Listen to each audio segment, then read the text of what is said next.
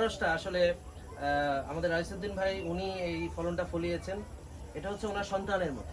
হ্যাঁ, কারণ হচ্ছে যে একটা মানুষ যখন একটা ফলন করে এবং সেখানে যখন সে নিবেদিত হয়, যেটা তার প্যাশন থেকে করে, তো প্রতিটা আনারস মনে হচ্ছে যে এক একটা তার সন্তান তুল্য।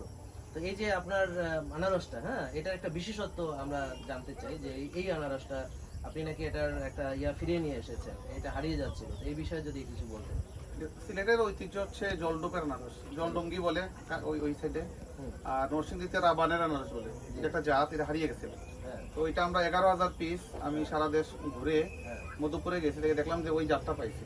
11,000 পিস সিলেটে ব্যাক করছে। হ্যাঁ। সিলেটে আমরা গতবারও বিক্রি করেছি, এবারও ইনশাল্লাহ ভালো ফলন পাবো। আলহামদুলিল্লাহ। আর যেহেতু আমার বাড়ি শ্রীমঙ্গলে, বাবা এই কাজটা করতেন, বাবার জাত এটা, মানে আনারসের এটা হচ্ছে যে একেবারে আপনার জন্ম থেকে এটা। জন্ম থেকে আপনি এটা পেয়েছেন, উত্তরাধিকার সূত্রে পেয়েছেন এবং শ্রীমঙ্গল থেকে এসে আপনি এই যে এলাকাটা